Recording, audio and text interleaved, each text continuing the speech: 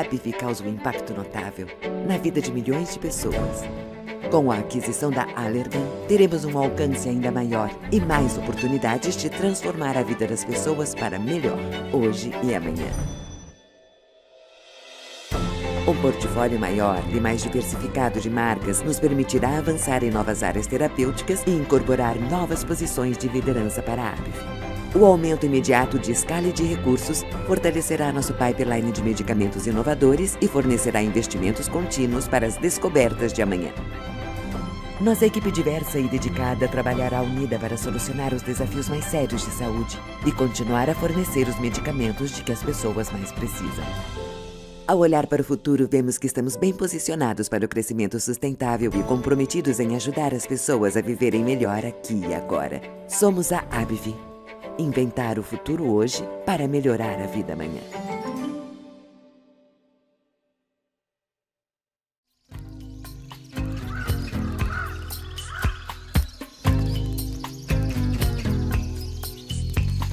Nada do que foi será de novo do jeito que já foi um dia. Tudo passa, tudo sempre passará. Na vida vem em ondas como um mar, num indo e vindo infinito. Tudo que se vê não é igual ao que a gente viu há um segundo. Tudo muda o tempo todo no mundo. Não adianta fugir nem mentir pra si mesmo agora. Há tanta vida lá fora, aqui dentro sempre, como uma onda no mar, como uma onda no mar, como uma onda no mar, como uma onda no nada do que foi será, de novo do jeito que já foi um dia. Tudo passa, tudo sempre passará. A vida vem em ondas como mar, num indo e vindo infinito. Tudo que se vê não é igual ao que a gente viu há um segundo. Tudo muda o tempo todo no mundo.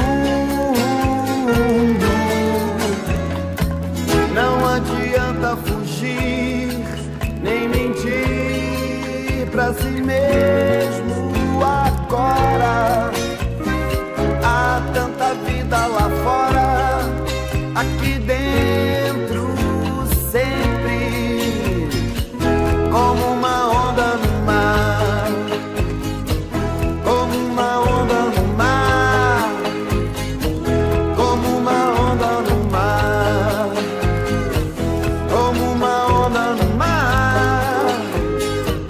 como uma onda no mar, como uma onda no mar.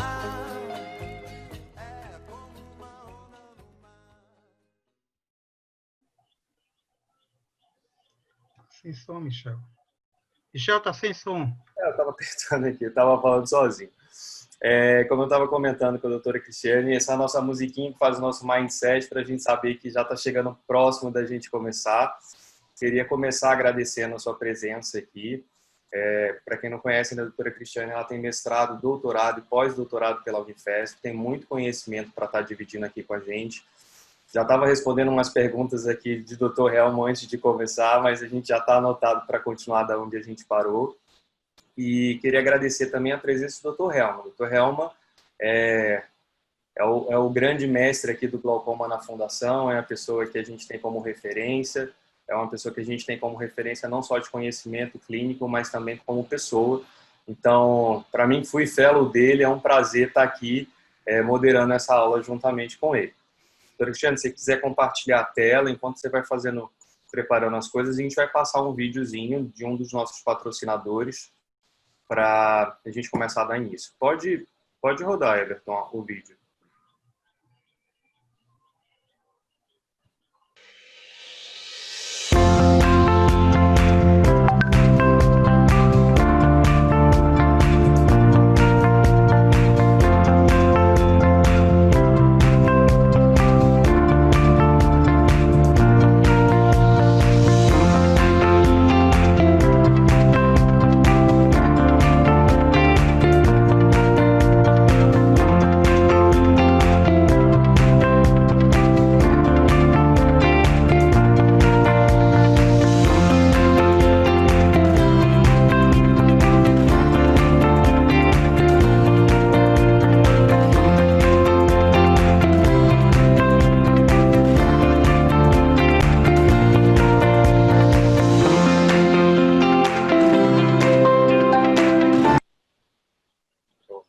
Perfeito.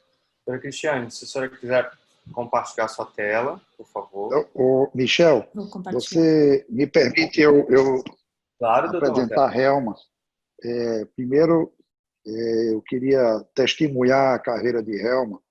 Ele está aí seguindo o seu caminho, mas tem, além da qualidade profissional e de conhecimento, ele tem uma qualidade muito específica dele, que é ajudar o próximo.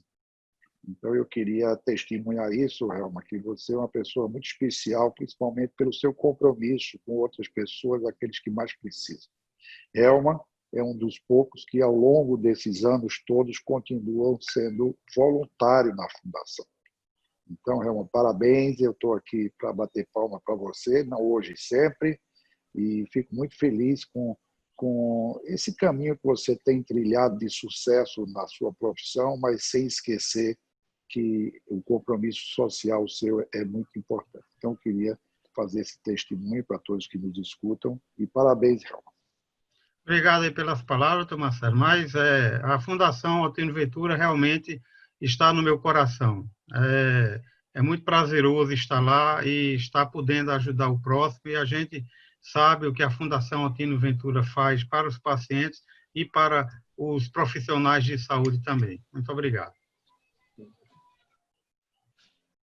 Então, doutora, é porque deu para perceber o quanto que o doutor Helman é querido aqui por nós, né? Na verdade, é sabido, o Helman é muito bem falado no nosso meio, é uma pessoa muito conhecida e querida por nós. E parabéns pelo seu trabalho social, a gente fica muito feliz de ouvir, porque glaucoma realmente acomete todas as faixas etárias, mas a nossa população, especialmente hoje em dia, a gente tem que dar uma atenção a quem precisa, né? A gente sofreu aí uma mobilização muito grande em relação a isso nesses últimos meses, né? Então, que bom que você vem nessa atuada já há muito tempo, porque é o que faz a gente evoluir mesmo. Posso começar? Pode sim, doutor. Bom, primeiro eu queria agradecer o honroso convite, é um prazer muito grande estar aqui falando para a Fundação Altino Ventura. Doutor Marcelo, doutora Liana, são pessoas que eu tenho grande admiração e é uma honra mesmo poder estar aqui com vocês, né? Minha formação é em glaucoma. Desde o começo eu tinha um interesse bastante grande por glaucoma em criança. Na verdade, eu fui aluna do professor Reis, que era uma pessoa muito brilhante na glaucomatologia, né? Ele foi um dos fundadores da Sociedade Brasileira, uma pessoa que foi muito importante para a gente, e ele tinha um apreço muito grande por glaucoma na infância, então eu acabei seguindo essa linha desde muito cedo. Na época que eu estava começando, na verdade, depois das gestações, que eu precisei parar, na época não tinha anestesia segura para a gente poder participar durante as gestações, então fiz uma pausa, mas eu sempre fiquei muito ligada a esse tema, né? Então, hoje em dia, praticamente, do ponto de vista acadêmico, eu faço glaucoma adulto também, mas do ponto de vista acadêmico eu tenho uma paixão mesmo por essa área, né? Então, eu vou falar um pouquinho sobre a propedêutica, eu acho que é mais interessante para os jovens, né? Porque mudou bastante. Antigamente a gente fazia para a criança, a gente dava um grande valor para os sinais clínicos, que ainda damos, mas a tonometria era praticamente o único diagnóstico que se fazia, porque existia muito pouca coisa para a gente poder documentar e formas de acompanhar essas crianças, né? Para começar, eu queria só lembrar dessa classificação que tem sido usada hoje em dia internacionalmente, que facilitou bastante para a gente unificar a linguagem aí mundial, porque se vocês forem ver no passado, tem milhões de classificações, né? Isso deixa tudo muito confuso. Inclusive, glaucoma congênito, apesar de a gente também usar lá na Escola Paulista a terminologia, manda para o setor de glaucoma congênito, a gente sabe que congênito é um termo que significa que nasceu com a pessoa, né? E, na verdade, nem todos os glaucomas na infância nascem com a pessoa, a grande maioria, inclusive, dos glaucomas congênitos primários não nascem com a pessoa, eles vão se desenvolver na infância, né, nos primeiros anos de vida, né?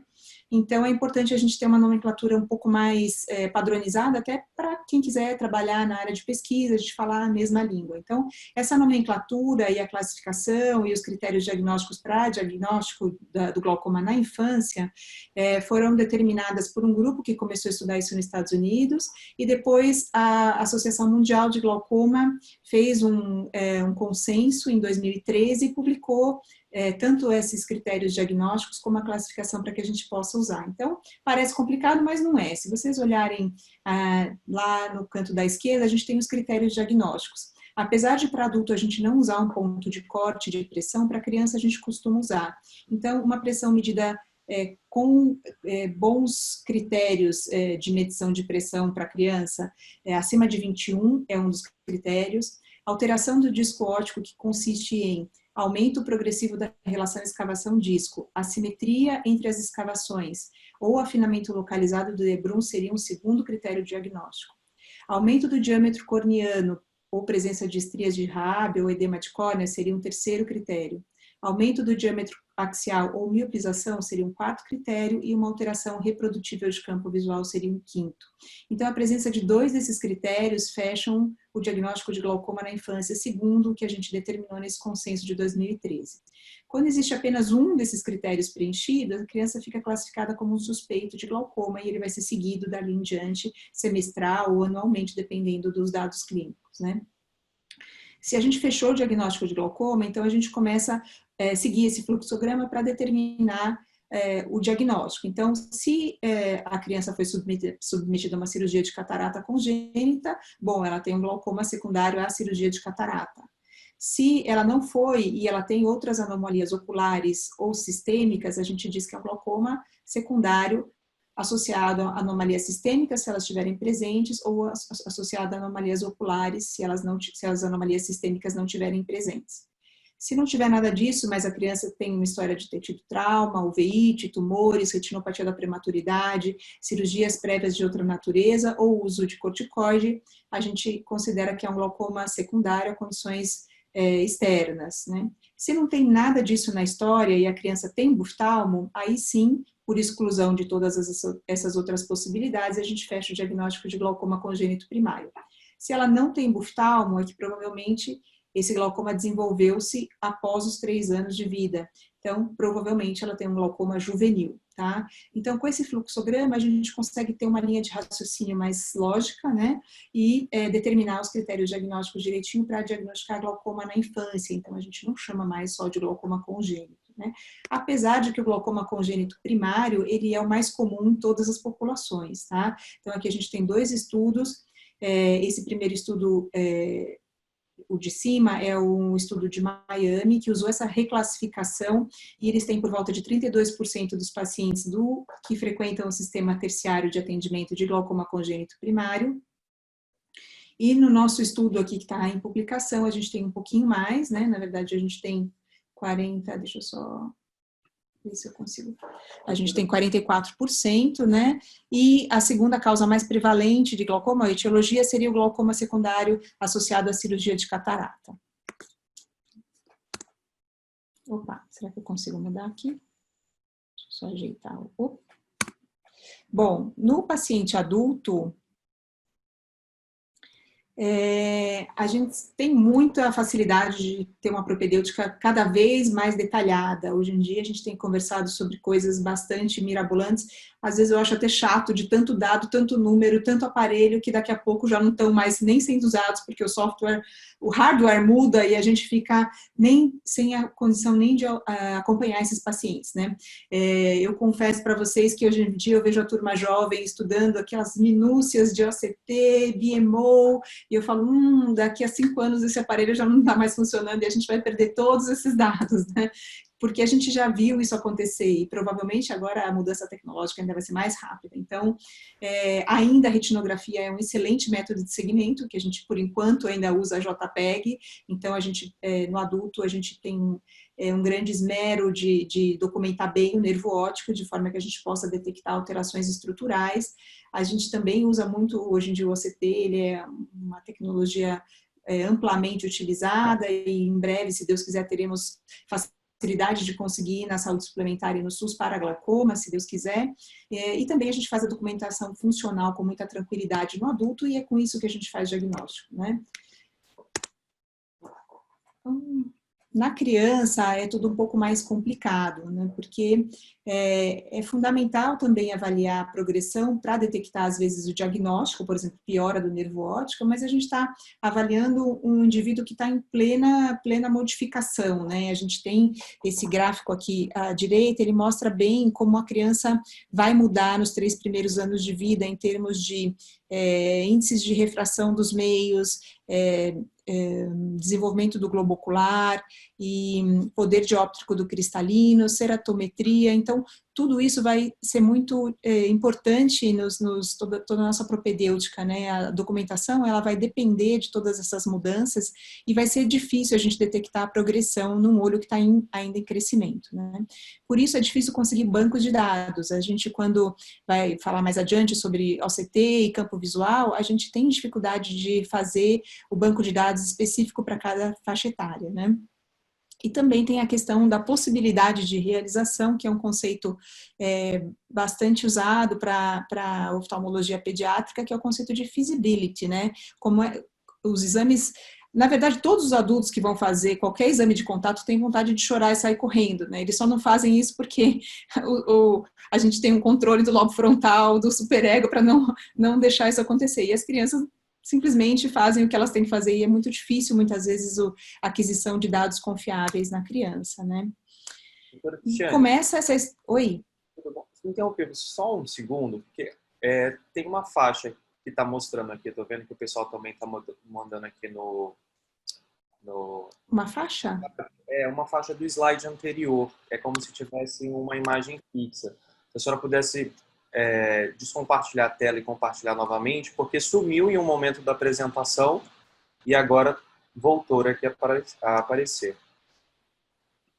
Tem um... Espera lá. Faço novo compartilhamento, é isso?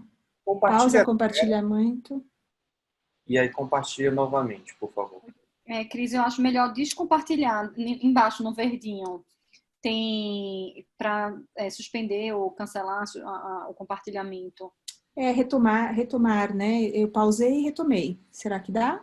Assim? Ah, não. Ele ainda está aqui compartilhando com a gente. Aí tem uma barra no canto direito, assim, bem grande, que ocupa quase um terço do... Você sabe que, na verdade, meu mouse sumiu, né? Esquisito, né? Tenta descompartilhar tudo, doutora Cristiane, que eu acho que vai dar certo. Pelo que eu estou reconhecendo aqui, são imagens anteriores que a senhora apresentou. E aí estão ficando esses fragmentos na tela aqui do lado direito. Agora. Pronto, perfeito. Perfeito. Foi? Foi. O negócio é que ficou para mim também agora ficou um quadro que eu não consigo enxergar meu slide. Deixa eu ver se eu consigo tirar aqui, que meu mouse sumiu. Esquisito, viu? Será que é talvez uma... Eu acho que se descompartilhar tudo e recompartilhar novamente, talvez... Isso. Vamos ver. Perfeito.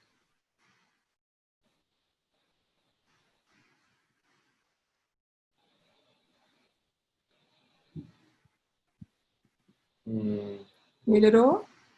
Pronto, agora para mim não está aparecendo não. Tá perfeito. Perfeito. Então, vamos falar um pouquinho da propedêutica da pressão intraocular, né?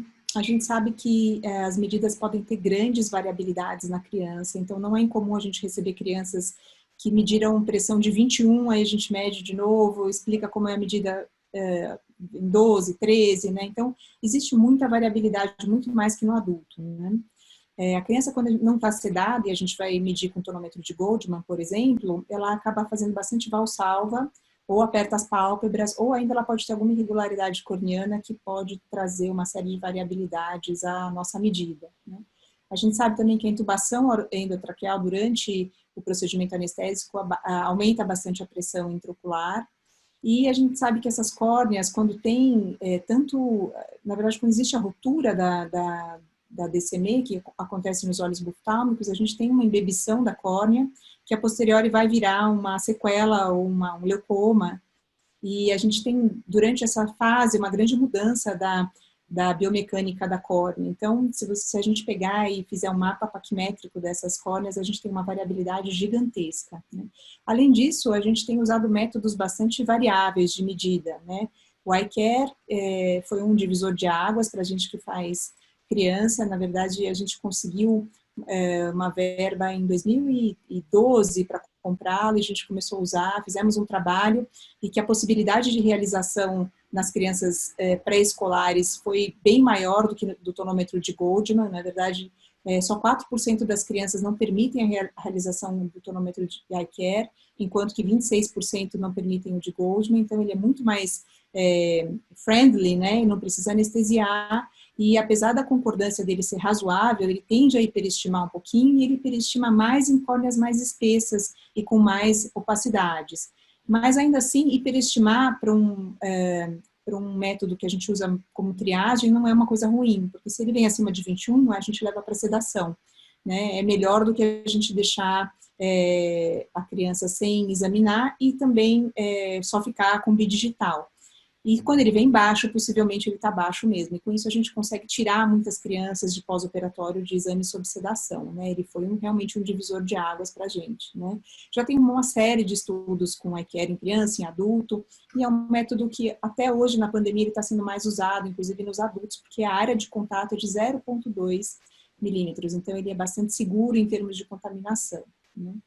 E também lembrar aí no nosso quadrinho abaixo que vários dos anestésicos que a gente usa, né, hidrato de cloral nem usamos mais, mas Cevorane, Propofol, Midazolam, Fentanil, todos eles tendem a reduzir um pouco a pressão intraocular, né? Então isso tem que ser computado, né, quando a gente está fazendo uma sedação, e geralmente a gente usa Cevorane e os anestesistas estão acostumados, a gente deve fazer a medida da pressão exatamente assim que a criança entra em plano anestésico, logo no comecinho, antes de qualquer tipo de procedimento, né? E lembrar que as pressões intraoculares de crianças geralmente são mais baixas, né? Então, essa é uma tabelinha realizada num estudo italiano, já não tão novo, em crianças normais que fizeram Perkins sem sedação. Então, vocês podem observar que no bebê pequeno, né, no recém-nascido, a pressão é bem baixa, por volta de 8, e na criança até 3 anos por volta de 10, então são médias um pouco mais baixas do que no adulto, ao menos tomadas com esse método, tonômetro de Perkins sem sedação, tá? Então, realmente, 21 de pressão é um ponto de corte bem alto, né? O que diminui bastante os falsos positivos, o que não é ruim para a gente detectar crianças com glaucoma, até para não ter nenhuma intervenção feita de maneira inequívoca, né? Então, o que a gente faz, em geral, quando a criança está sedada, é o tonômetro de Perkins, que é o mais próximo do tonômetro de aplanação, que a gente tem, que é o nosso padrão para o adulto. A gente usa, em vez de pingar a fluorescência, a gente usa os bastõezinhos para não ficar muito embebido, porque geralmente isso impregna no estroma e depois os outros exames ficam um pouco dificultados. E a gente mede exatamente quando a criança entra em plano, logo no comecinho do ato anestésico, ainda com máscara, tá? O diâmetro de córnea, que é um dos critérios diagnósticos, é muito importante, né? A gente fez um estudozinho observando quais eram os fatores de encaminhamento para o nosso setor, né? Um setor terciário de avaliação das crianças, e o diâmetro de córnea para o glaucoma congênito é o mais frequente, né? Então, é muito fácil de observar o aumento do diâmetro. Ele é muito bom para diagnóstico, porém ele não é muito bom para avaliação de evolução, porque a córnea tem uma variabilidade pequena depois que o olho faz o buftalmo inicialmente, né? E a gente tem esses numerozinhos mágicos, né, que crianças recém-nascidas com mais de 11 milímetros de córnea, crianças até o 2º ano de vida com mais de 12 e maiores de 3 anos com mais de 13 são bastante suspeitos de aumento do diâmetro corneano. E o que a gente usa na criança não sedada é esse método de tirar foto com o iPhone, com a reguinha na têmpora. Então a gente tira uma foto com o iPhone, quando a gente consegue enxergar de limbo a limbo, e aí a gente faz uma adequação de 1 milímetro na foto para 1 milímetro da régua, e mede o diâmetro corneano horizontal. E com isso a gente tem pelo menos uma aproximação da medida, porque chegar perto da criança com compasso, como a gente faz no exame sob narcose, é inviável, né? E com esse método da foto, a concordância dele é razoável. A gente fez um estudo comparando esse método da fotografia com o Atlas, que na época era o melhor método automatizado de detectar o diâmetro de limbo a limbo, e ele teve uma concordância razoável. Então, é melhor do que simplesmente você olhar no ambulatório a criança e falar, eu acho que a córnea está aumentada. Então, você ter um número 11, 12 ou 13, acima de 11, 12 ou 13, facilita o diagnóstico também para você já ir para o exame sob narcose, pelo menos com uma ideia de conduta cirúrgica, né? Porque a gente sabe que a maioria dessas crianças são cirúrgicas.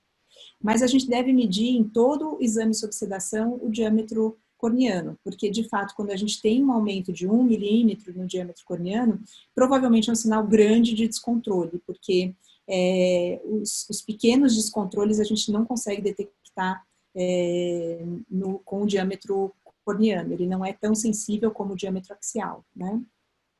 Que é o que eu vou falar agora, né? A gente sabe muito bem que o olho distende, principalmente na sua porção média, né? Um pouco anterior à inserção muscular, em especial, quando ele tem um aumento de pressão, em geral, antes dos 3 anos.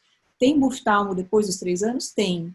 Inclusive tem adulto descrito, eu já vi, quando as pressões são muito altas, às vezes o paciente tem uma biomecânica diferente da córnea, do tecido da esclera, do tecido colágeno diferente, ele faz buftalmo com pressões muito altas. Mas na criança existe uma certa relação do descontrole pressórico com o aumento do diâmetro axial até o 3º ano de vida, por isso as crianças miopizam, né? E isso foi muito bem documentado pelo professor Sampaolesi, que gostava muito também de estudar o glaucoma congênito, e ele publicou esse estudo em 1982, né, que foi um estudo com um N bastante considerável, não me lembro exatamente quanto, mas ele fez uma curva de normalidade com o limite inferior de 5%, o limite superior de 95%, essa curva da esquerda está em escala logarítmica, e a curva da direita, ela foi uma tradução da escala logarítmica para a escala linear, que o pessoal que fez o consenso em 2013 acabou reproduzindo, porque é mais fácil você plotar em escala linear e não logarítmica, né? Mas aqui do lado esquerdo, a gente está representando as possibilidades de crescimento do globo. Então, se você pega uma criança que está lá em cima na curva, acima do percentil 95, e ela vem seguindo em direção à normalidade depois que você operou, possivelmente essa criança está entrando num controle. Se ela mantém a curva de crescimento numa inclinação da qual ela estava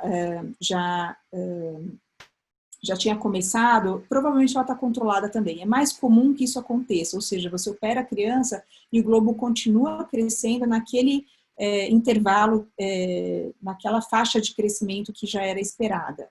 E as linhas C e B, que estão pontilhadas, são provavelmente 2 crianças que tiveram as suas medidas axiais mostrando um descontrole, ou seja, elas têm uma inclinação acentuada, o olho continuou crescendo, sinal de que provavelmente a pressão estava descontrolada. E como é que a gente faz essa medida de diâmetro axial? É possível fazer com biometria óptica, se a criança já tem, se você consegue locar ela na queixeira, mas normalmente a gente faz a biometria de contato mesmo, né? O Sampaolesi fez com imersão, mas normalmente a gente faz a de contato mesmo, ultrassônica. A gente tenta fazer o mesmo método com o mesmo profissional fazendo para que tenha uma reprodutibilidade melhor. A gente estima que se a criança está fazendo valsalva, não haja grandes modificações, apesar de que deve haver um enchimento coroideu, deve haver uma mudança de espessura relativa da coroide, poderia eventualmente até influenciar na medida do diâmetro axial, mas a gente não tem nenhuma comprovação científica de que isso seja verdadeiro, então a gente faz no ambulatório as medidas de diâmetro axial com a criança sendo segura, contida, né, com bléfaro, e a gente acha que essa medida pode nos ajudar a detectar descontroles, né. E a gente usa mais essa curva aqui de baixo na escala não logarítmica. É muito útil, viu, gente? É muito útil isso. Uma outra coisa que é de fundamental importância, né, que para o adulto é mais do que óbvio, mas para a criança não é uma coisa fácil, é a gente acompanhar a lesão do nervo óptico, né? Não adianta a gente achar que vai olhar, vai descrever, desenhar, como a gente fazia em 1990, que a gente sabe que o desenho ele é muito pobre para detectar os detalhes que a gente pode observar, como sinais, perdas da camada de fibra, lesões localizadas no debrum, tudo isso, se não houver uma documentação fotográfica, a gente não consegue perceber, né? Então, o que a gente usa hoje em dia na Escola Paulista, na verdade já tem bastante tempo, desde que a gente montou o nosso centro cirúrgico ambulatorial, é o RETICAM. Eu acho que vocês têm também aí na fundação, né? Eu não tenho certeza, mas de qualquer forma é um instrumento bastante interessante, é muito usado para ROP, para tumores, né? Mas a gente consegue uma excelente documentação também fotográfica do nervo óptico com essa lente D e também gonioscópica com a lente B. Então, eu vou mostrar para vocês algumas imagens que são bem interessantes. Então, a gente consegue, inclusive, documentar, se vocês olharem esse caso de baixo, uma escavação que regrediu muito, né? O pré-operatório com opacidade de córnea, uma escavação de 0,6, e aí no pós-operatório com a pressão controlada, uma escavação praticamente ausente, né? Então, o RETICAM é muito importante. Dá para documentar de vários outros métodos, várias outras formas, né? Então, o pessoal da oftalmopediatria consegue, gosta de fotografar com a lente de 20 e o iPhone. Eu acho bastante difícil, mas eu gosto muito quando eu não tenho o RETICAM ou aparelhos portáteis, eu uso a fotografia no microscópio com a lente de gônio, a gente coloca no aumento máximo, foca lá no disco, e às vezes a gente consegue imagens muito boas do nervo que podem, inclusive, a posteriori serem comparadas com a retinografia. Existem também esses aparelhos novos portáteis que são interessantes, que para sedação ajudam muito. Eu não tenho muita experiência, mas dizem que eles funcionam bastante bem. E assim que a criança consegue encostar na queixeira, vale a pena fazer uma retinografia com um retinógrafo de boa qualidade, porque a gente consegue detectar progressões dessa forma, né? Da mesma forma, falar um pouquinho de OCT, né? Os OCTs, eles são muito úteis também na nossa, hoje em dia na nossa prática. Meu mouse, ele está totalmente desaparecido aqui. Na verdade, existem vários estudos com OCT, apesar de a gente não ter ainda muita informação de banco de dados nos OCTs que são comercializados hoje em dia, a gente tem uma série de estudos com crianças em geral acima de 3 anos, né? Porque a gente sabe que antes dos 3 anos os garotinhos são dificinhos e depois dos 3 anos eles começam a colaborar e ficar posicionados na queixeira pelo tempo necessário que o OCT consegue captar a imagem. Apesar de eles serem hoje em dia de muita rapidez, ainda a gente precisa de uma certa colaboração e fixação, né? Existem hoje em dia alguns OCTs que podem ser levados para exames sob narcose, alguns hospitais dispõem, e também lembrar que existe a necessidade de uma adequação dos olhos, principalmente de prematuros, às imagens adquiridas de OCT, né? Então, esse estudo foi um estudo com prematuros, com crianças recém-nascidas prematuras e não prematuras. E existe uma diferença na aquisição da imagem que tem que ser considerada, porque da mesma forma que a criança tem uma mudança das dioptrias, né, da qualidade óptica dos diferentes meios, a gente vai ter também uma diferença de captura de imagem. Então, é difícil você documentar um nervo óptico que vai mudar pela característica dos meios, né?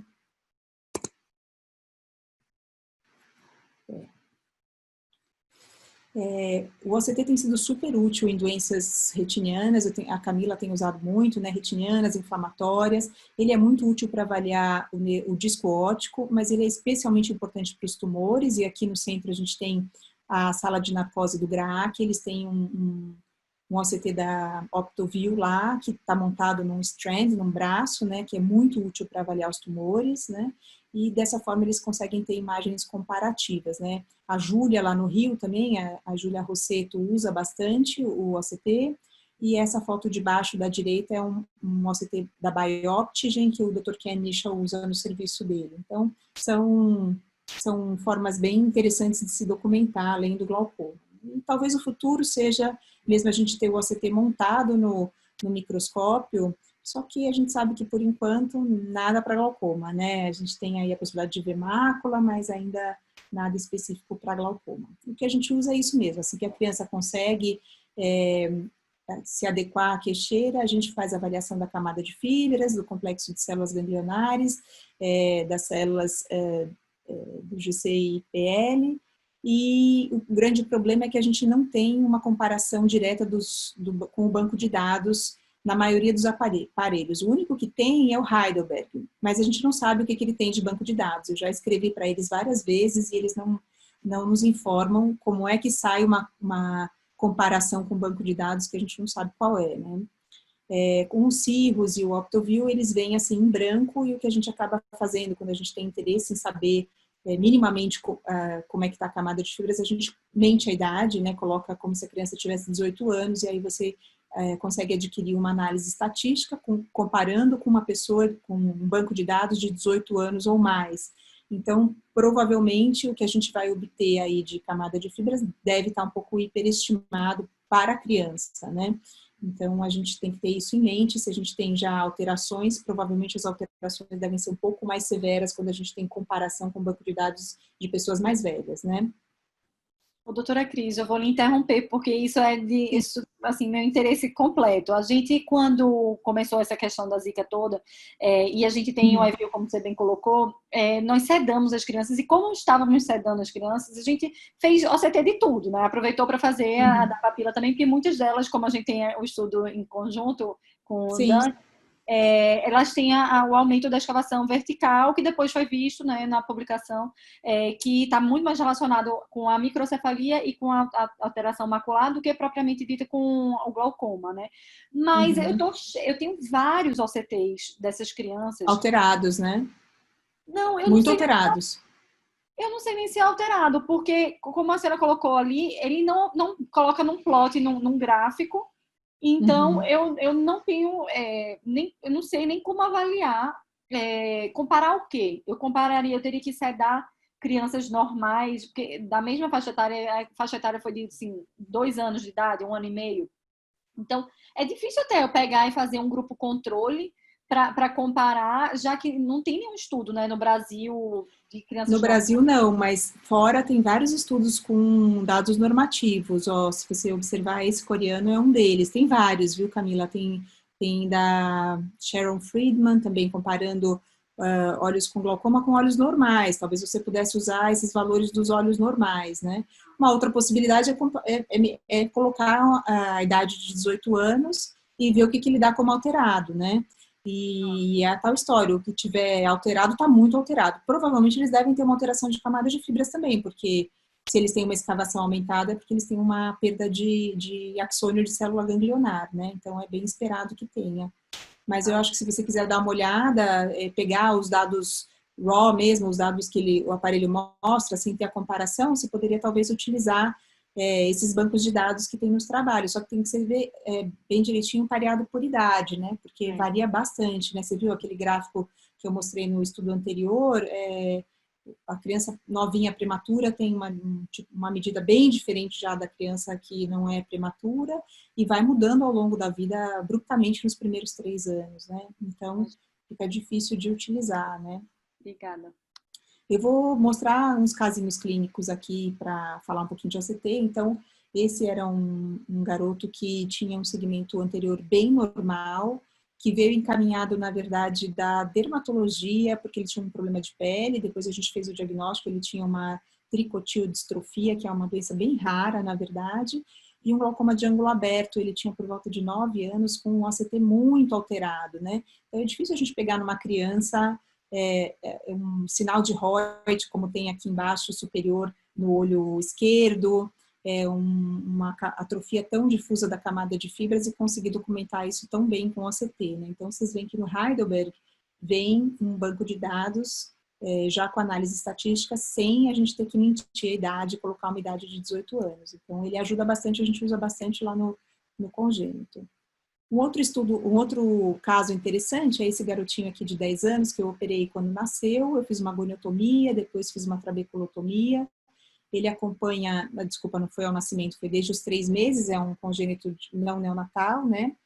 De aparecimento neonatal, e não tinha nenhuma intercorrência de saúde, nem gestacional, mas tinha uma história de alta miopia do pai, né?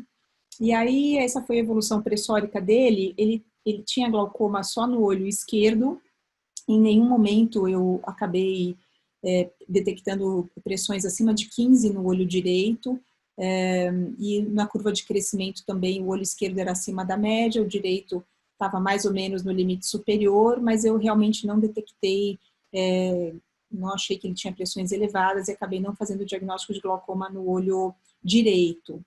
Mas como vocês podem observar, ele foi desenvolvendo uma miopia até mais tardiamente, já com 5 anos, ele começou a ficar míope, né? E aí aquela dúvida, será que ele está míope porque ele está fazendo picos de pressão que a gente não está detectando? Ou será que ele simplesmente está miopizando porque o pai era míope? Então, esse é o garotinho com 10 anos, né? A gente já quase não vê nenhuma cicatriz das cirurgias angulares anteriores. O seio camerular já não mostra as alterações tão significativas de maturidade, né? Não tem mais tantos ligamentos pectinados. Mas olha o nervo óptico, que interessante, né? Então, esse é de 2010, de 10 anos atrás, né? Quando ele era bem pequeno, provavelmente meses. Olha a mudança. Olha que interessante, né? Parece um aumento de escavação, uma escavação que passou no olho direito que não tinha glaucoma de 0,3 para 1,05, né? Com aumento da atrofia peripapilar.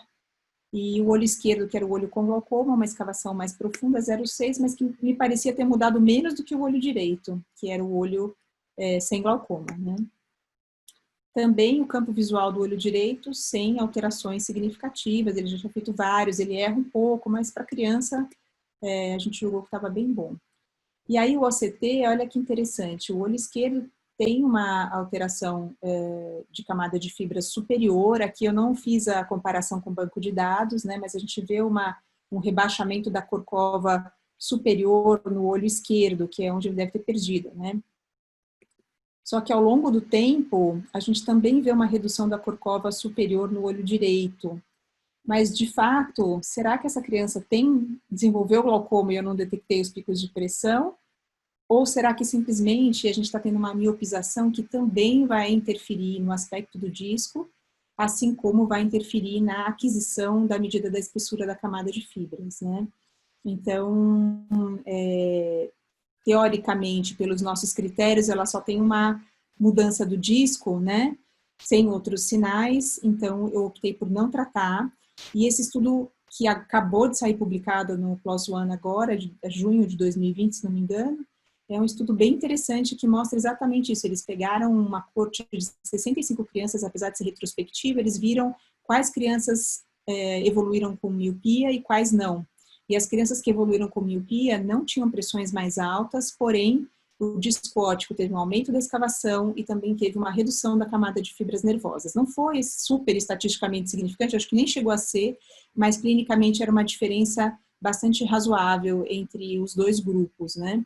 Então, a gente tem que tomar também bastante cuidado, porque a gente vai refinando a nossa propedêutica e a gente às vezes pode estar se confundindo e a criança está aumentando o diâmetro, está mudando o disco e a camada de fibras porque ela está miopizando e não porque o glaucoma está progredindo. Então, avaliar essas crianças ao longo do tempo é bastante desafiador, né?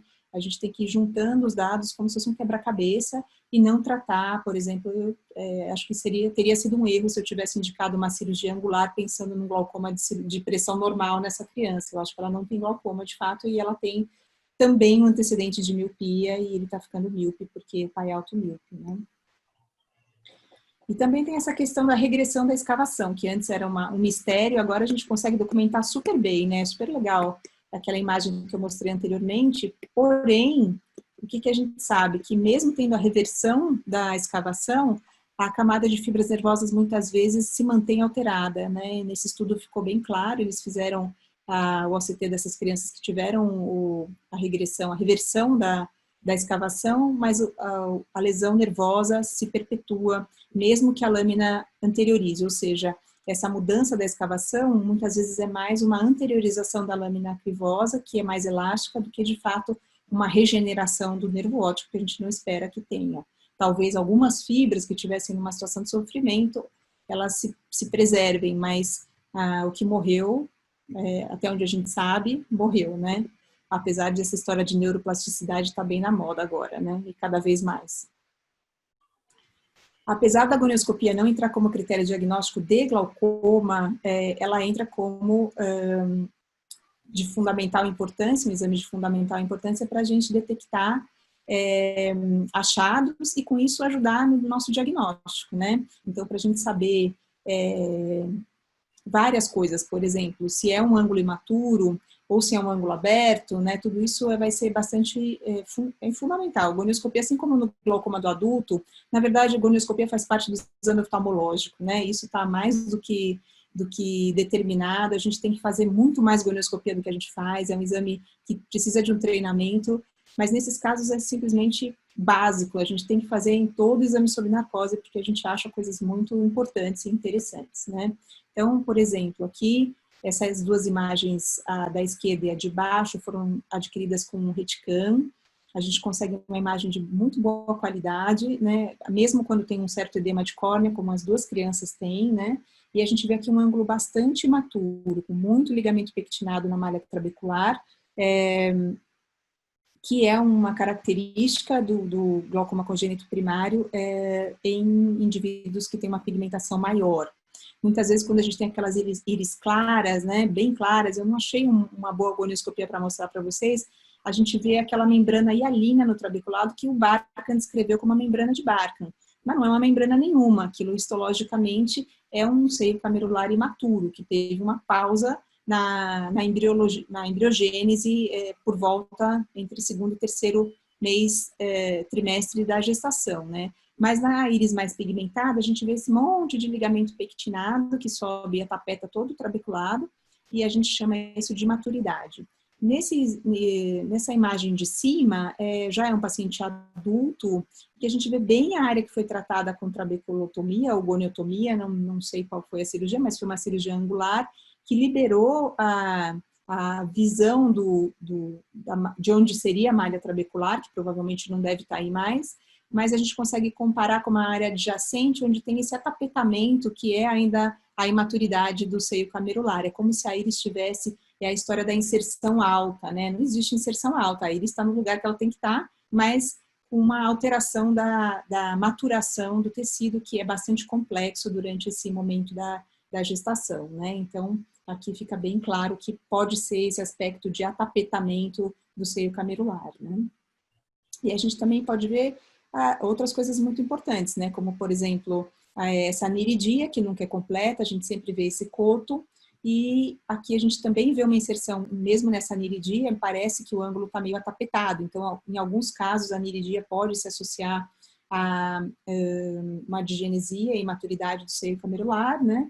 E nesses dois casos de baixo, que se manifestaram como glaucoma congênito primário precocemente, que não é muito comum também, mas quando a gente fez a gonioscopia, a gente observou, no caso de baixo, uma série de traves vítreas subindo bem acima da malha trabecular e indo se inserir lá na linha de Schwalbe, que no slide de cima está bastante proeminente, né? Ela está nacarada, normalmente essa linha não é histologicamente uma estrutura, mas aí a gente vê como uma estrutura nacarada e protuberante em direção à câmara anterior. E isso fecha o diagnóstico de um Axenfeld-Rieger, que é bastante importante, porque a gente tem que falar para a família que o prognóstico da cirurgia angular é pior, né? A gente sabe que as angulares funcionam pior nesses casos, especialmente nesses que se manifestam precocemente, né? O Axenfeld-Rieger normalmente vai se manifestar mais tardiamente, então esses casos que se apresentam neonatal provavelmente vão ter um prognóstico pior em relação ao sucesso de controle de pressão, e também tem que buscar outras malformações sistêmicas, né, como alterações geniturinárias, eventualmente cardiológicas e principalmente dentárias, quando a criança começar a fazer a troca de dentição, e tem que examinar a família porque é autossômico dominante em geral, né? A gente usa muito a gonioscopia também para avaliar a posição do implante, que tem que estar sendo inserido no segmento anterior, bem na região do seio camerular. A gente olha também o ósseo interno da traque, que às vezes está obstruído pelo tecido iliano, como essa foto de baixo, e a gente vai observar essas diálises que podem acontecer quando a gente faz, quando tem complicações de cirurgias angulares. Eu acredito que isso foi uma complicação de goniotomia, que é muito raro, mas a gente pode ter, infelizmente, uma iridodiálise, né? E muitas vezes, para não ter que levar a criança para o centro cirúrgico para fazer uma gonioscopia sob narcose, e a gente precisa da informação do segmento anterior, a gente pede para a criança, pede para realizar um OCT de segmento anterior. Que quando a criança começa a cooperar, é um exame bem mais fácil do que a gonioscopia, obviamente, porque ele é de não contato e às vezes a aquisição é bem rápida, né? A gente tem esses 3 aparelhos, eu acho que o Cássia chegou agora recentemente na escola, e com os 3 a gente consegue uma imagem bem interessante do segmento anterior. Eu acredito que o OCT da Optoview também faz agora um segmento anterior com bastante qualidade.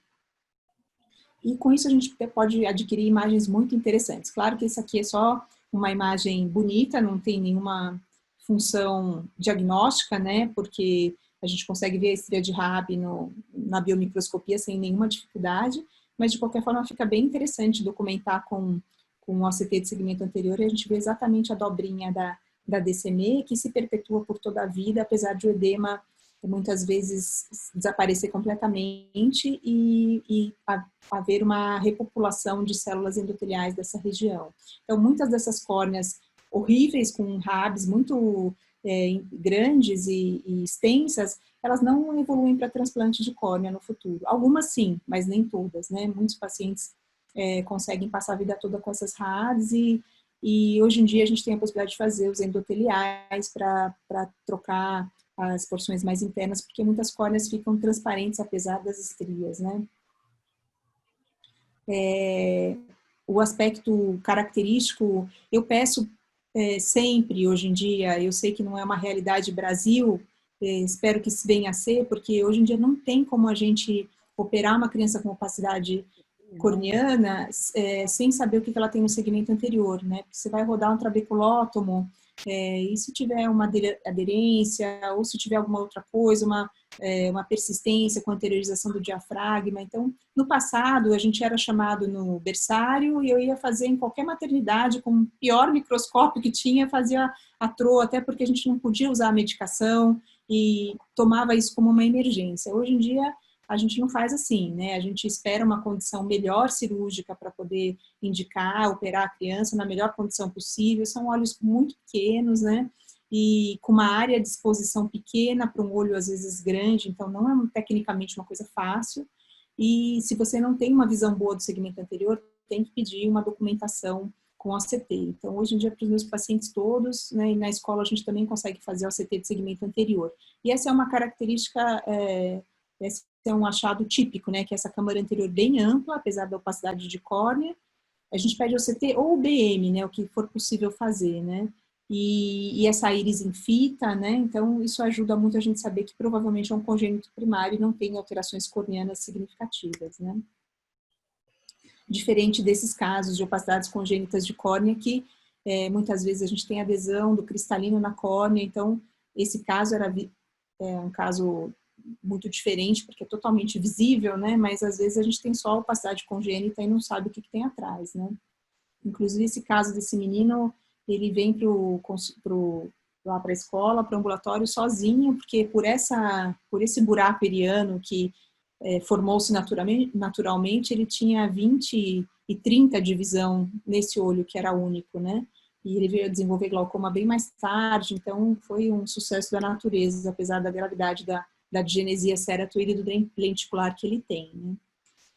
Tem alguns casos, como esse bebê, que na verdade foi um bebê do Augusto, que são uma incógnita, né? Você não sabe o que tem atrás dessa córnea, então fazer uma cirurgia angular ou colocar um tubo é tudo muito temerário, né? Então essa criança, na verdade, ela não tinha cristalino como é descrito em alguns casos dessa digenesia. Então, você tem um glaucoma com buftalma enorme, uma ectasia enorme da córnea, não tem cristalino, e o que você está vendo ali é uma interface já vítrea, né? Então, essa criança foi feito um transplante com vitrectomia e implante de tubo.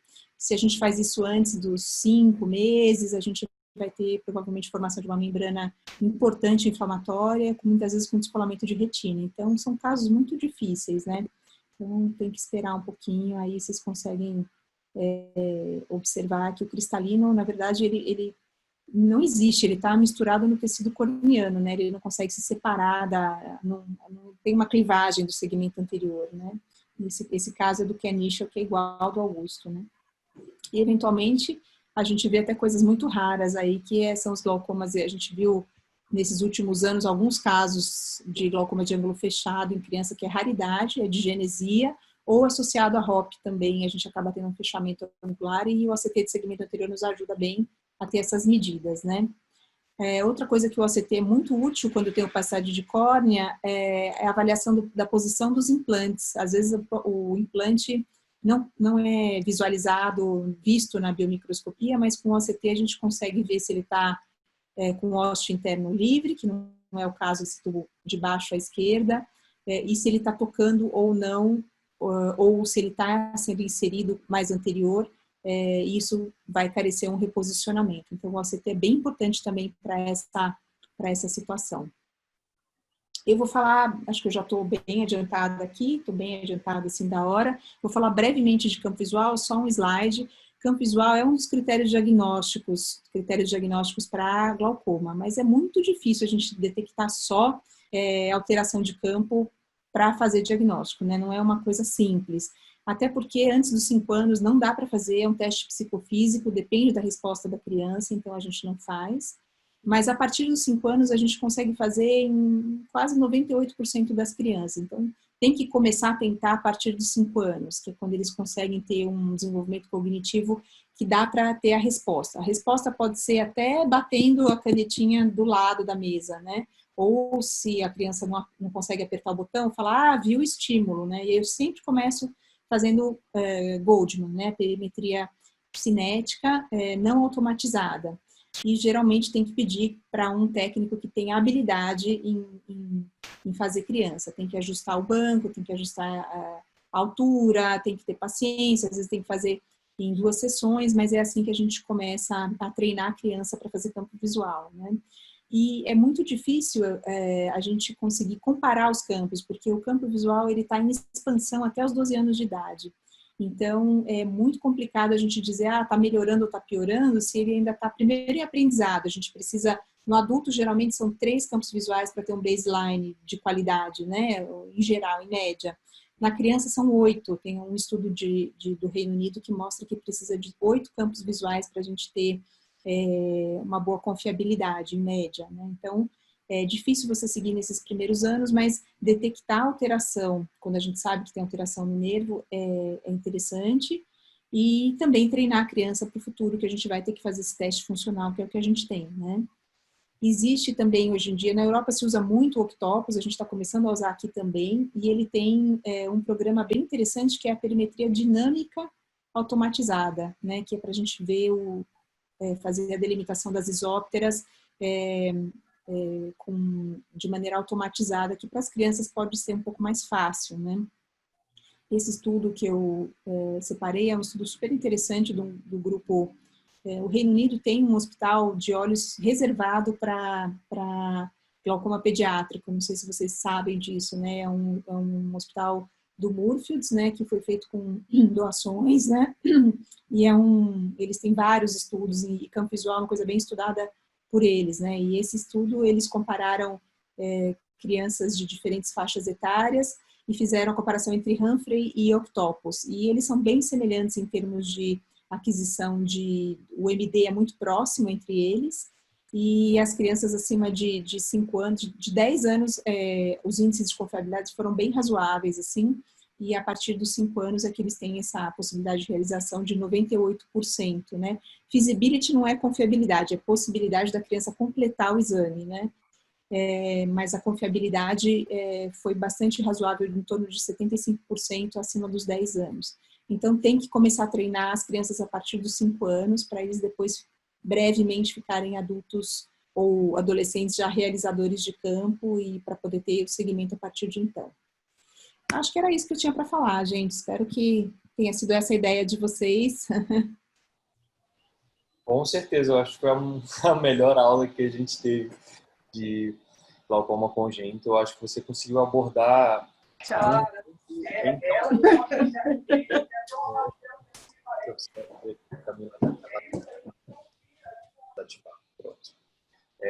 Doutor Helmut, eu gostaria de fazer alguma consideração? Não, eu gostaria de parabenizar a Cristiane, a gente já sabe da competência dela, das aulas, a maneira de como ela transmite, principalmente as imagens. Eu acho que sempre eu gosto de ver as aulas de Cristiane por conta das imagens que são muito boas. Ela realmente traz as imagens muito bem para a gente. Eu só queria, para poder depois passar para as perguntas, fazer algum comentário com relação, por exemplo, eu uso geralmente, Cristiano, um ponto de corte de 18 milímetros de mercúrio. Logicamente que eu tenho que avaliar as outras alterações, principalmente corneanas. Muitas vezes que a gente chega, aquelas imagens que você mostrou, não as últimas, mas as primeiras, com aqueles olhos transparentes e tal, a gente não tem isso na fundação. Dificilmente a gente chega assim, chega com um paciente já com edema muito grande, que você não consegue ver nada realmente. Então, assim, às vezes o meu ponto de corte é 18, e aí eu vejo o diâmetro horizontal da córnea, o diâmetro horizontal da córnea, e vejo também se tem as estrias, e aí vou juntando quebra-cabeça. Não, daqui é um glaucoma. Aquele último que você falou, falando da Camila, também do OCT, existe a possibilidade, quando ela é maiorzinha, com aqueles que não podem fazer no bloco, você fazer sem a idade, mas para você seguir como você fez. Você faz aquele OCT dele agora e você vai seguindo. Eu concordo com você, aquela criança, eu acho que você não tem glaucoma de pressão normal em criança, né? Então, a criança, a gente às vezes manda muito para o consultório com escavação aumentada, e não é glaucoma, quer dizer, é uma escavação aumentada.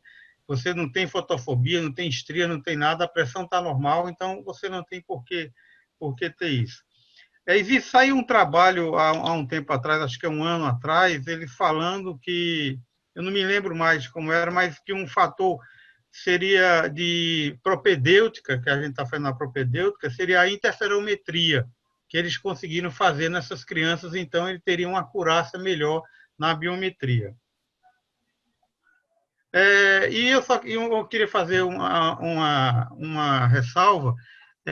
Você mostrou ali alguns casos, né, de sino de Peters, possivelmente, né? Quando é que você indica o transplante, a partir de que idade?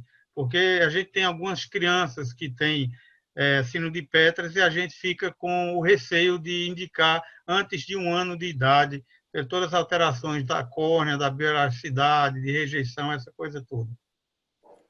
O grande problema do timing da indicação é o período crítico, né?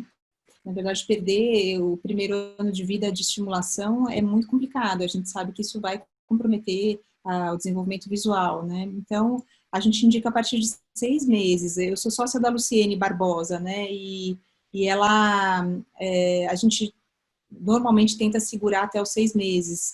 E a partir daí a gente já transplanta, sim. A gente tem aqui a possibilidade no Brasil de usar tacrolimus para reduzir a rejeição e tirar um pouco do corticoide, que nos Estados Unidos não pode, o tacrolimus não é aprovado pelo FDA, então a gente ainda tem essa vantagem. Então a gente usa, e aí eu tenho que segurar a pressão até os 6 meses para poder fazer o transplante na sequência, né? Muitas vezes a gente faz transplante com a intervenção antiglaucomatosa, diferente do adulto, que a gente sempre tenta controlar a pressão antes para fazer o transplante depois. Mas, por causa dessa necessidade urgente da transparência, às vezes a gente tenta fazer umas angulares primeiro, se tiver como fazer angulares, né? Porque em alguns casos você não tem adesão do cristalino, como é esse caso. E mesmo nesses casos de adesão, eu andei vendo vários webinars aí recentemente e eu vi alguns colegas fazendo a trabeculotomia sem rodar o trabeculotomo completo, nesses casos de angular com adesão. Eu não faço. Normalmente, quando tem adesão, eu falo, não vou fazer TRO, porque vou ter uma lesão. Mas uma colega de Miami, que é uma pessoa bem séria e super conceituada, ela muitas vezes faz, quando não tem o cristalino aderido, ela faz a trabeculotomia e já descola a íris que está colada na DCM, e ela mostrou, inclusive, um caso que desenvolveu uma transparência a posteriori, sabe? Então, aí a imagem é super importante. Quando tem cristalino, não tem dúvida, né? Vai lesar cristalino, vai ter um baita problema, né? Mas quando é só adesão iriana, talvez dê para fazer uma trabeculotomia para tentar segurar, ou uma trabeculotomia com trabeculectomia para tentar segurar a pressão até os 6 meses para depois fazer transplante com tubo. São bem desafiadores esses transplantes, porque às vezes eles fazem uma membrana inflamatória que descola retina. Se mexer no cristalino, então, é bem complicado, mas não tem muito jeito, né? Você tem que estabelecer, a gente faz com menos de 1 ano, sim, a gente faz a partir dos 6 meses. Perfeito. Michel, com você. Doutora, o Vitor Luna de Sampaio fez uma pergunta aqui em relação a qual o principal parâmetro para avaliação do segmento após o tratamento cirúrgico em pacientes com miopia progressiva, uma pressão normal nas avaliações.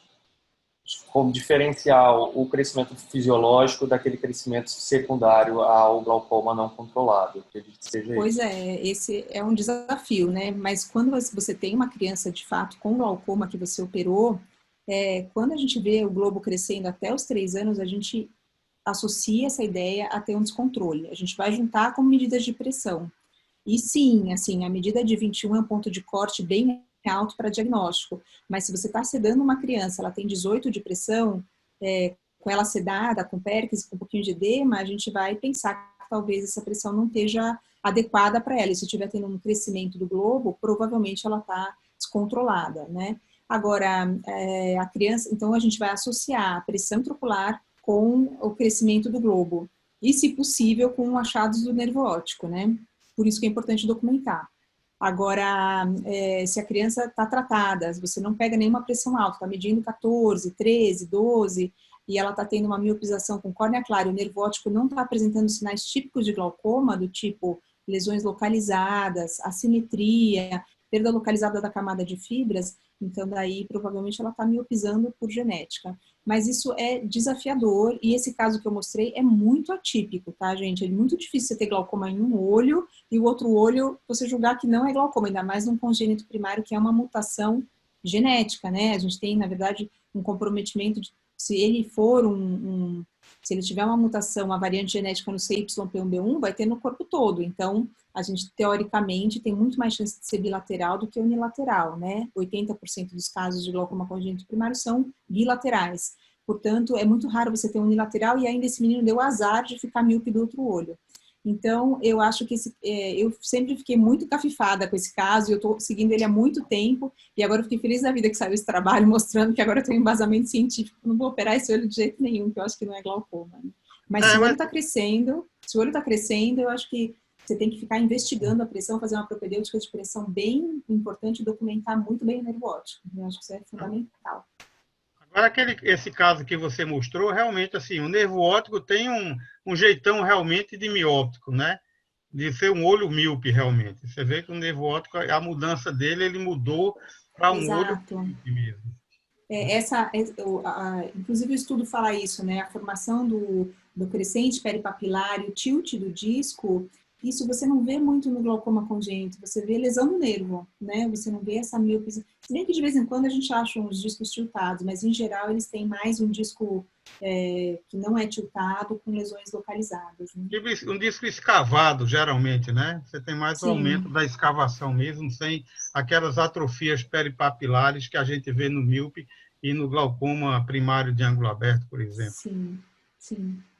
Ó, tem mais uma pergunta aqui da Andréa Couto. Ela pergunta, acho que uma pergunta mais geral sobre esse âmbito da cirurgia. Quando você indica tubo, quantas trabeculotomias ou goniotomias você tenta no glaucoma congênito? Falar alguma coisa em respeito dessa sua experiência cirúrgica, que a gente sabe que é tão grande. Aqui na Fundação, o Dr. Helman, como eu falei, é a pessoa que a gente tem como referência, ele faz mais a trabeculotomia, então a nossa experiência com goniotomia é um pouco menor, e se você pudesse responder de forma ampla, seria ótimo. Hoje em dia, o mundo tem feito bem menos goniotomia do que se fazia no passado, porque a gente tem visto que quanto menor a área você trata, menos sucesso você vai ter. Então, a trabeculotomia acaba tratando sempre uma área maior do que uma goniotomia, né? Então, eu tento sempre tratar 360 graus de primeira, né, se for possível. Estava comentando antes de começar a aula, eu tento fazer 2 sítios de abertura. Em geral, eu faço nasal superior ou temporal superior, nasal inferior ou temporal inferior, né? Faço 2 aberturas. Tento passar o fio de prolene para fazer 360. Se eu não conseguir, eu tento o catéter, se eu tiver disponível. E se não tiver, eu faço uma trabeculotomia de 110 graus superior e 110 graus inferior, né? Se não der certo, eu ainda tento mais uma vez uma angular, porque os trabalhos, inclusive um trabalho chinês mostrando que eles repetiram uma trabeculotomia 360 em crianças que já tinham sido tentadas a trabeculotomia 360 e eles tiveram uma taxa de sucesso razoável. Se daí nessa repetição eu continuar evoluindo com o aumento do diâmetro axial, sinais clínicos, edema de córnea, aí eu parto para uma filtrante. E aí eu avalio a idade, isso que a gente estava conversando antes. Crianças pequenas, às vezes eu tento uma trabeculectomia, combinando com a família que eu vou ter que fazer pelo menos 2 narcoses nos 2 primeiros meses. Se a família não quiser, ou se a criança for muito agitada, eu parto para um tubo direto, né? E aí, depois se o Helman quiser falar de qual tubo, a gente volta a falar de qual tubo. Não, seria interessante. Eu só queria lembrar que saiu não está ainda, segundo o trabalho, não está ainda comprovado, mas saiu numa revista psiquiátrica que realmente essas sedações com mais frequência, isso pode levar a um retardo neuropsicomotor das crianças. E realmente eu conversando com os anestesistas que ficam comigo, realmente eles falam isso, né? Que você realmente pode ter. Então, daí essa minha preferência, como a gente estava comentando antes, de ir logo para o tubo. A gente tem condições, graças a Deus, de botar um tubo de silicone lá da fundação, porque você vai ter um pós-operatório mais tranquilo, enquanto que a outra não, você vai ter... E a outra coisa, a esclera é mais fina, você vai suturar mais, aí às vezes fica hipertenso, ou então você sutura pouco, fica muito hipotenso, hiperfiltrante. Quer dizer, eu acho a trabeculectomia realmente um desafio muito maior, além de anatomicamente, na hora do interoperatório, que eu já tive perfuração de globo ocular, quer dizer, qualquer coisa que você tocar um pouquinho uma força a mais, você perfura o globo ocular, então realmente é muito difícil. Tecnicamente é uma cirurgia bem difícil mesmo, mas tem trabalhos, inclusive é um trabalho desse grupo do Reino Unido, da Maria Papadopoulos, que ela tem um N de 40 olhos seguidos por 5 anos com trabeculectomias, eles têm um sucesso maravilhoso. As trabeculectomias funcionam muito mal quando você já tem uma conjuntiva manipulada pelas TROs.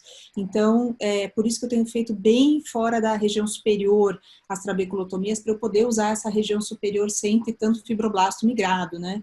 Então, e eu só realmente faço quando eu posso fazer as narcoses. Essa história da alteração cognitiva, saiu um estudo grande, que na verdade, assim, começou com o estudo PANDA, né, que foi um estudo, eles pegaram crianças que tinham feito uma cirurgia em média 40 minutos de postectomia e fizeram um questionário de avaliação cognitiva com as crianças maiores, por telefone, e teve uma diferença estatisticamente significante. Então, o estudo, ele é bem... apesar de ter uma divulgação muito grande no meio anestésico, ele é um estudo meio tosco, assim, né? Apesar de que com ratos teve uma diferença cognitiva, o rato ficava desmemoriado, não conseguia achar lá sei lá o que eles procuravam, mas tinha já um estudo em rato que foi reproduzido com esse estudo PANDA, mas ele foi muito criticado porque a forma de adquirir a informação foi meio rude, né? E agora tem uma corte de 980 pacientes, mais ou menos, que estão sendo avaliados ao longo do tempo, crianças anestesiadas que vão ser analisadas prospectivamente. Então, a gente vai ter essa resposta, sim. Mas isso está tão infiltrado já como informação científica que os próprios pais já estão muito resistentes a fazer muitas narcoses, né? Então, a gente tenta... O iCare mudou muito o nosso cenário, a gente consegue examinar muita criança no ambulatório, no consultório, e de fato a gente tenta fazer, e também tem a questão custo, né? Agora, o tubo é assim, os Armedes, isso conversando no mundo inteiro, os Armedes para criança funcionam pior que os Barbelt. Muito pior, né? Não existe Armed em criança sem medicação. Eu tenho várias crianças com 2 Armedes, e tenho criança com 2 Armedes e ciclofórton. Então, esse é o problema do Armed. A bolha vai ficando localizada, inclusive tem trabalhos tentando usar mitomicina no Armed, a bolha vai ficando localizada sobre o prato, e de fato a pressão não chega numa pressão alvo. Então, é muito relativamente comum, né? A gente tem um sucesso, acho que de 80%, e os estudos têm critérios muito díspares, mas por volta de 80% em 5 anos, né? Mas todas as crianças medicadas, né? Enquanto que o Barbelt, ele por ter um perfil mais baixo, vários colegas usam Barbelt por ter um sucesso pressórico melhor, né? Então, por exemplo, o James Brandt, que é um cara dos Estados Unidos, que usa muito Armed em adulto, usa Barbelt em criança, né? O pessoal do Moorfield só usa Barbelt em criança. Só que o que eles fazem? Eles cateterizam o tubo com um fio no lúmen, para não ter essa hipotonia que eu tive no meu estudo, né? Que dá trabalho, depois você tem que tirar. Então, assim, não é uma técnica fácil, também não é um tubo fácil de implantar. Porém, um controle pressórico parece ser muito bom. No meu consultório eu também uso Armed, porque eu não tenho condição de ter complicações dessa magnitude em olhos muito buftálmicos. Mas eu já falo para os pais, olha, não é tão eficaz como seria um tubo de área maior não valvulado. Recentemente, desculpa me alongar, mas tem um alemão chamado Dr. Grantz, ele fez um estudo com Barbelt e cateterizando Barbelt com Zen, porque daí a área ele conseguia fazer uma obstrução parcial, o fluxo ficava muito menor, então ele não teve nenhum tipo de hipotonia e não precisou anodar os tubos, né? Mas haja dinheiro, né? A gente não tem, né? Até eu acho que, pegando esse gancho que você falou, justamente isso, de você ter os não valvulares serem melhor do que os valvulares, até o AMED agora você vai ter não valvular. Quer dizer, então, no mercado, Exato. nós só teremos agora não valvulares. Né? A gente não vai ter mais valvular, porque os outros valvulares provavelmente vão deixarem de ser fabricados. Né? Mas, realmente, o que incomoda no não valvular realmente é a hipotonia. Eu vejo assim, a criança, na criança, como você tem a câmara mais profunda, geralmente eu deixo o viscoelástico, então assim, você tem uma chance menor, mas você tem a hipotonia no pós-operatório, sem dúvida nenhuma. O problema é que o Vicryl que você anoda, às vezes a criança tem o Vicryl ele vai ficando molinho e solta, né? É assim que abre o tubo. E na criança o metabolismo é muito mais rápido, então às vezes não dá 5 semanas do Vicryl bem anodado, né? E ele abre às vezes com 3 semanas e ainda não formou a cápsula. E eles apertam o olho, pulam, né? Então, eu acho que essa ideia de cateterizar é perfeita. Acho que a Maria não fazia, agora ela se aposentou. Eu também preciso me aposentar. A Maria colocava sempre um tubo no lúmen, né? E isso faz bastante diferença nesse momento de abertura. Nossa, gente, desculpa, falei muito, hein? Não, que é isso. A gente está aqui para ouvir. Olha, gente, eu queria, Cristiano, lhe parabenizar pela exposição. Eu estou atento desde o começo. Aprendi muito. Você sabe que o glaucoma é apaixonante, porque tudo faz sentido no glaucoma. Então, as pessoas, no mínimo, são curiosas por glaucoma. No mínimo, porque ninguém pode também ser glaucomatólogo como vocês estão aí, que são especialistas. Mas, como curioso, é uma especialidade que ela saiu da pilocarpina e ganhou, talvez nos últimos 20 anos, ganhou uma dimensão cirúrgica impressionante.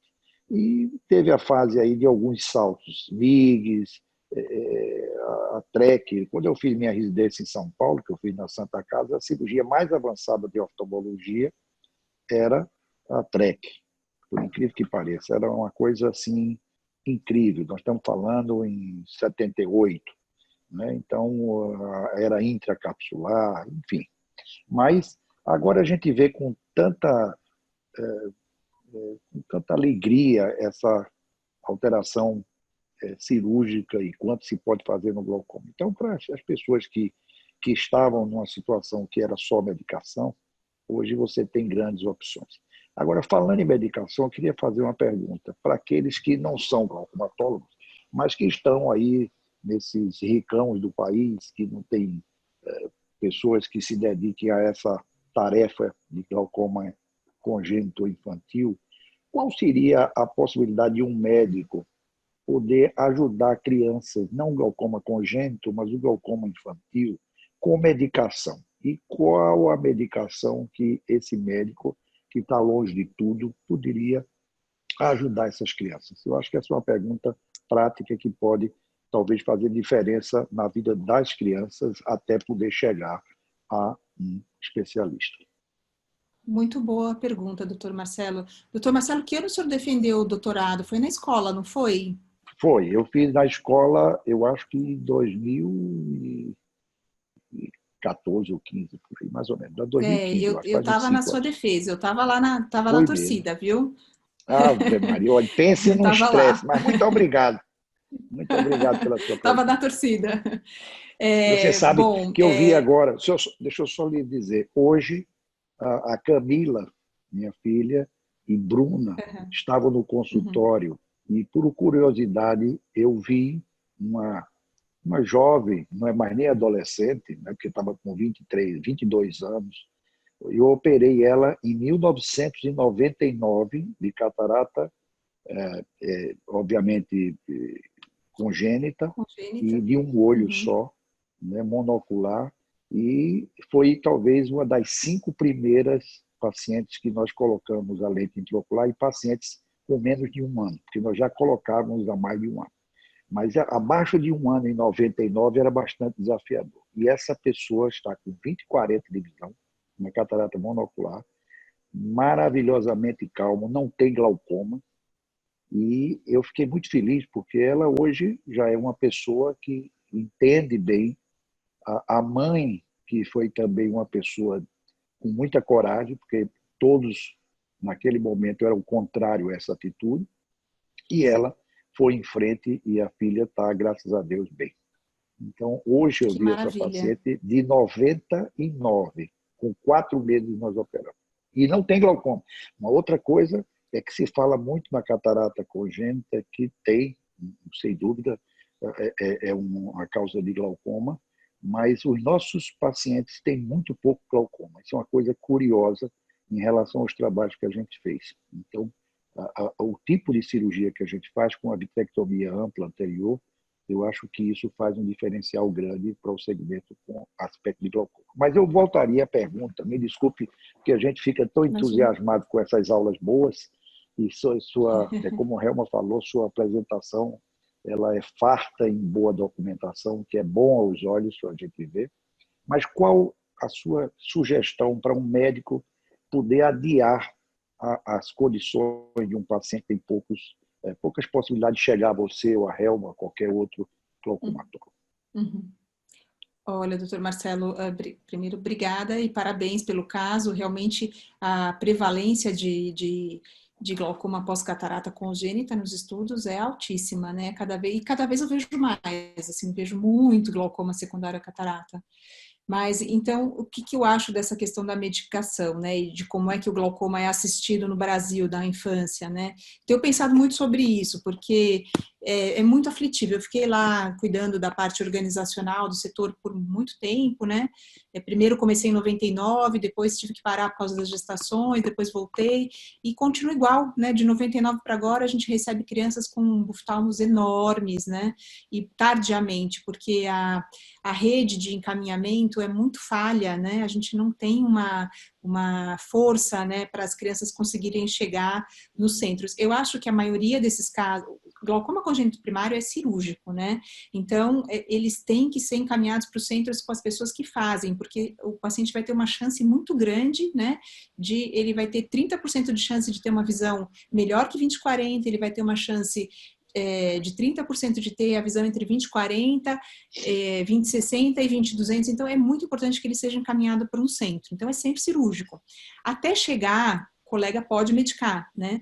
E outros glaucomas que seriam os secundários, ou alteração de outras alterações oculares, ou sistêmicas, ou secundário à catarata, ou glaucoma juvenil também, ele pode ser medicado. Então, qual que é o nosso recomendação, né? Não é minha, o que a ciência diz, porque quando eu comecei a medicar as crianças porque a gente não tinha vaga, falavam que era absurdo, mas depois agora temos vários ensaios clínicos e vários colírios já tem na bula, pode usar em criança, né?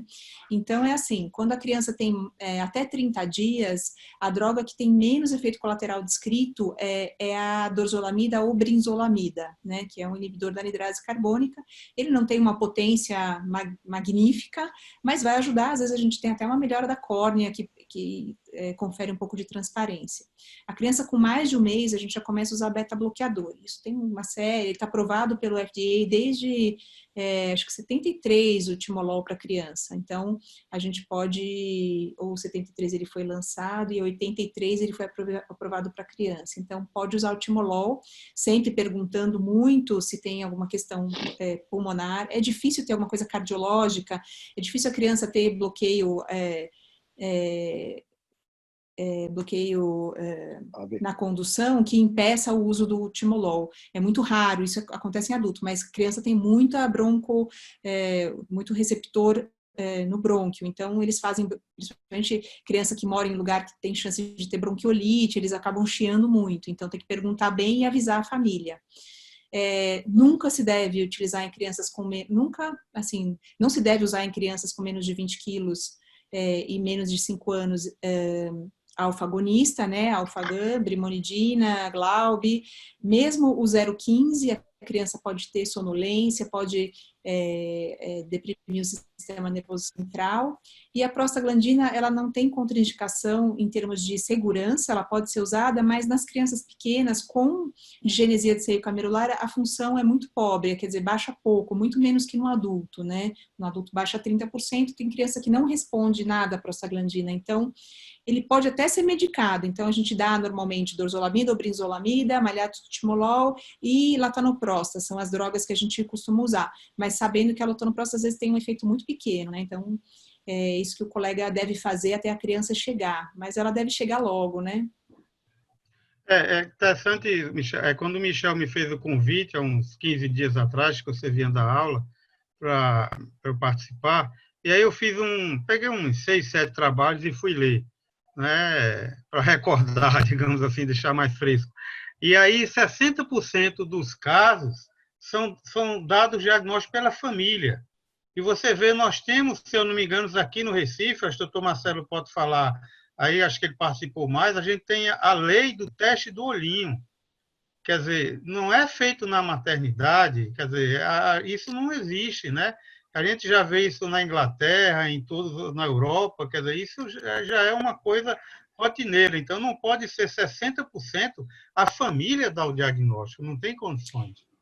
O problema é que só 25% é de manifestação neonatal pura, né, com edema de córnea. Sim. Então, os outros também, o olho cresce depois. Então, o que a gente está tentando fazer é dar aula para os pediatras, né? A gente fez isso pela SBG o ano passado e retrasado, e esse ano eu estou fundando agora a SBGzinha, e conto até com a sua ajuda, viu, Helman, se puder me ajudar. A gente quer divulgar mesmo para os pediatras, porque eles é que tem que, se a mãe fala, eu tenho paciente de, sim, família extremamente orientada, que falou, tirou foto, mandou para o pediatra falando, o olho está diferente, está crescendo, e o pediatra não lembrava da doença, né? Então, eu acho que falta muito a gente divulgar para os pediatras, acho que essa é a nossa função.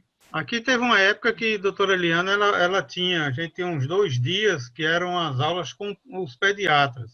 E aí eu me lembro que até eu ia dar aula de glaucoma congênito. Isso é extremamente importante, né? Mais alguma pergunta, Michel? Não, acho que de perguntas já estamos aqui resolvidos, mas, doutora Cristiane, foi uma das melhores aulas que eu já assisti sobre glaucoma congênito. Realmente a sua capacidade de compilar todas essas informações, mesmo para quem não é especialista, como os residentes que estão aqui presentes, foi um marco, eu diria assim, para todo mundo que está aqui assistindo você. Agradeço muito, tá? E, doutor Helmut, se quiser fazer uma última consideração também para a gente finalizar. Não, eu só queria agradecer, como eu disse mais uma vez, a parte didática, a gente já sabe, e a Cristiane como é, e a parte, né, de imagem, que realmente é excelente. Me lembra só, Cristiane, o nome a cirurgia, Pencol. Eu me lembro uma vez num congresso que ele estava fazendo esse hospital, lá em Londres. E aí ele operou um paciente de glaucoma, e aí ele conversou depois no pós-operatório e tal, já ia da alta, e aí ele disse que estava essa dificuldade e tal, e aí ele disse, mas quanto você está precisando? Aí ele disse, olha, em torno assim de 1,5 milhão de libras. Aí o cara abriu o cheque, toma 1,5 milhão de libras. Se eu soubesse, eu tinha pedido uns 3 logo para ele. Só para fechar com a...